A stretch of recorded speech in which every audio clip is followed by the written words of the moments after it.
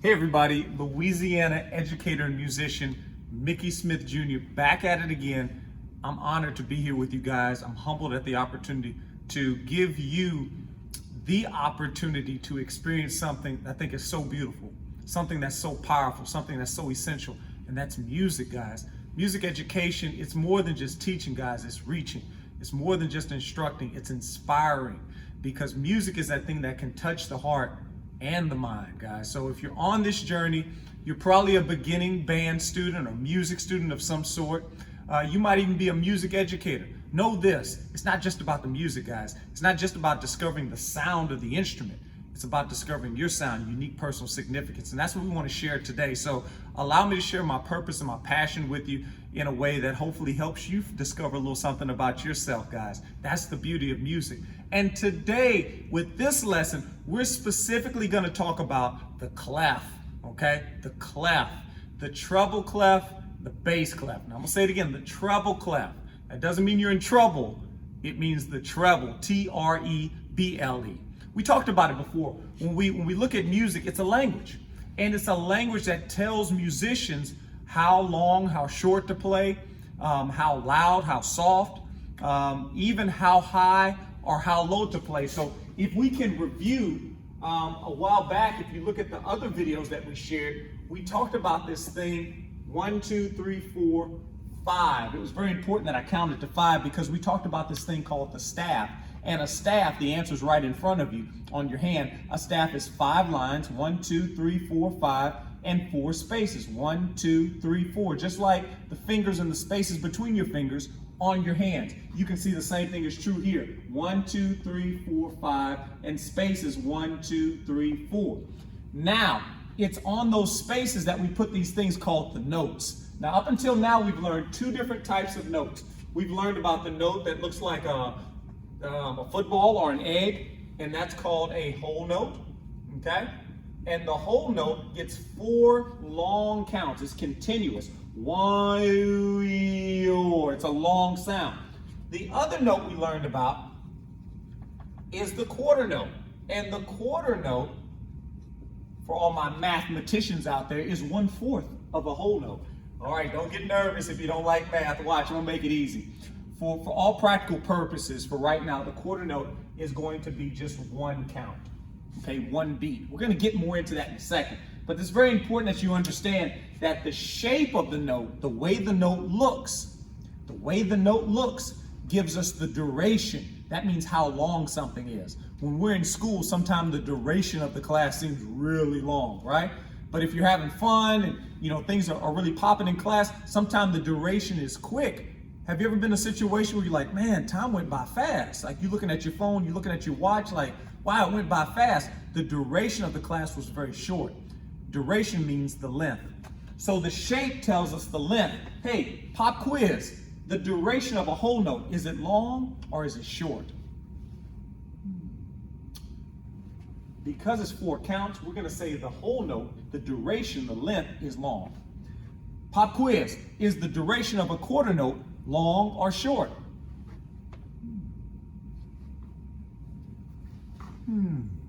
Well, to answer that question, the duration of the quarter note, when I compare it to the whole note, it's short, y'all, because the whole note is 4 counts. 1, 2, 3, 4.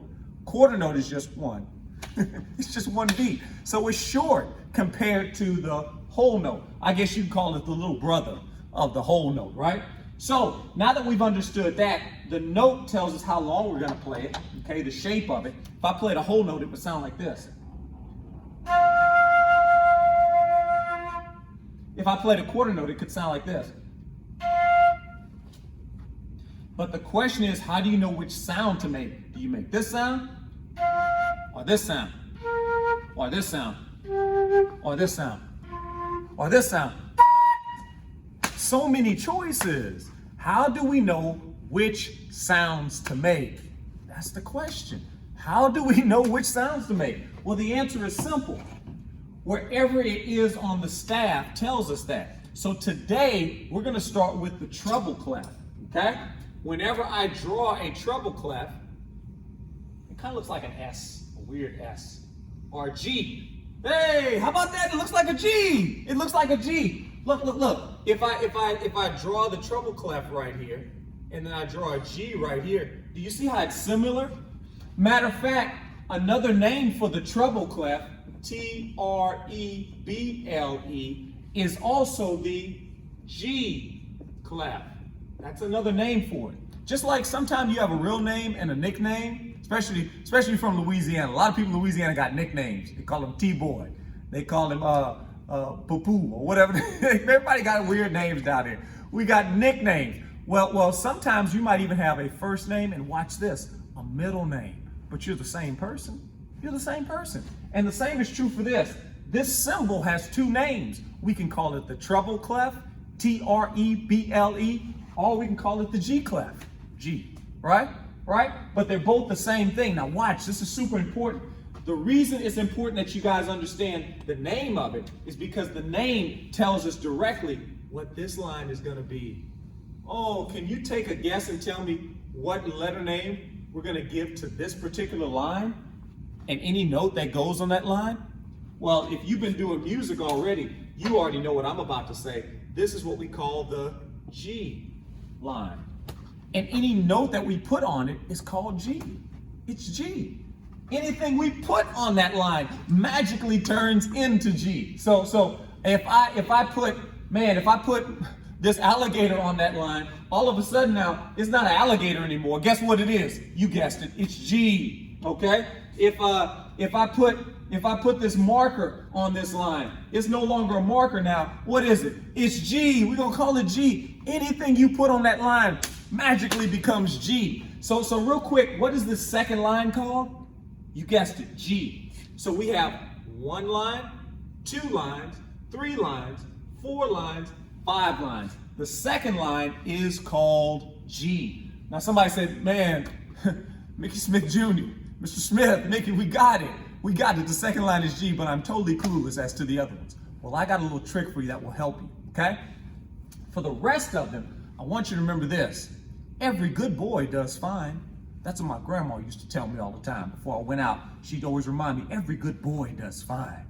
And then when I went to study music, I found out it was true. Every good boy does fine.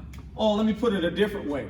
Every good boy does fine. Did you get it? Did you get it? Every line says every good boy does fine. So for line number 1, we think of the word every. Every. That's E. The second line you already know is G, and that's all good. Every good what? Boy does fine. And if you take the first letter of each one of those words, you have the names of every note on the treble clef. Now this is very important that you understand that these letters only work when we have this symbol. What is this symbol called? The treble clef, or what? The G clef, okay? That tells me that there's another clef out there. Ooh, the clef hanger. Get it, corny? The clef hanger. When you watch these movies, don't they have a good guy and a bad guy? Right? Don't they have the hero and the villain? Well, I'm not here to villainize the other clef sign. I'm just saying that we got a treble clef and there's another clef that's coming that you're gonna learn about. But for right now, let's take a look at this. With the treble clef, E, G, B, D, F. E, G, B, D, F. E, G, B, D, F.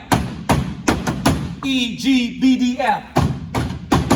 E, G, B, D, F. If you say that about 10 times, you're gonna have the music learned. I bet you even got it in your head right now. E, G, B, D, F. E, G, B, D, F.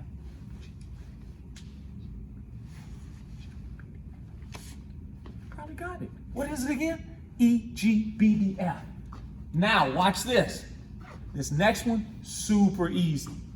See, the next notes, they fall between the lines. Just like when you go to a store and they have parking spaces that you pull your vehicle up to, whoever your adult is, they drive in to that parking space and they have the two lines that they pull between. And sometimes if you go with grandpa or grandma or somebody maybe that's older or maybe somebody that's disabled, there's even a special parking spot that says handicap.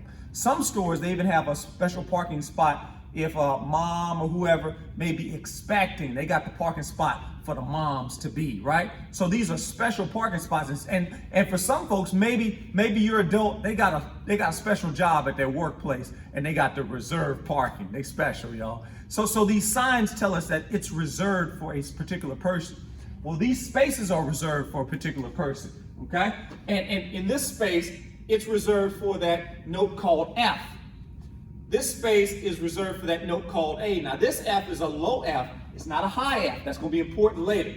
This space is reserved for C, and this space is reserved for high E, not low E, because they're two different things. Just like some of you got the big brother and then the little brother. You might have the same last names, but you're two different people. You're two different people. And high E is a different person than low E. High F is a different person than low F. Let's not get them confused. Just understand, one's big brother, one's little brother. One's big sister, one's little sister, okay? They two different people. Now, why am I telling you that would be easy? Because somebody's like, it doesn't sound real easy. Well, yes, it is. Watch this. Because when you think of the space notes, see, these were line notes, E, G, B, D, F. They had the line that goes through them. You can see the line goes through them. But I parked the letter names in between the lines, so these are space notes. And when you think space, oh, somebody's figuring it out. I need you to think what? Face. F-A-C-E. It rhymes, guys. So when you think space, think face. F-A-C-E. And then for the line notes, I need you to chant it out. E, G, B, D, F. Every good boy does fine, guys. Look, I want you to do this for me. I want you to write out 5 lines, 4 spaces, and then I want you to go back and I want you to see, can you define which note is which note for each line? Can you go back and can you put in the space the right word that says face? And if you can do that, then you're one step closer to becoming a great musician, guys. Look, I hope that this helped you today. I hope that the chants helped you. On the next video, we'll talk about the bass clef, okay? This video in particular is for treble. And my treble clef instruments, those are the high sounding instruments, like the flutes, clarinets, saxophones, French horns, trumpets, those type instruments, violins, okay? Those type instruments. Now, some instruments do both. We'll talk more about that later. But on the next video, we're going to talk about the bass clef.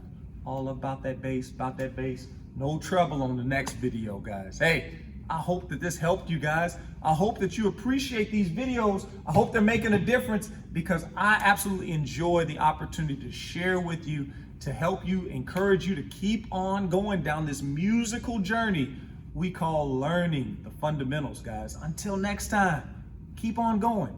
Discover your sound. Hey, and know that you're loved, you're valued, and you're wanted. And music is that powerful way for you to discover it for yourself and to share it with others. My name is Mickey Smith Jr. Leave your questions in the comments form. Connect with me on any social media platform at Mickey Smith Jr. Until next time.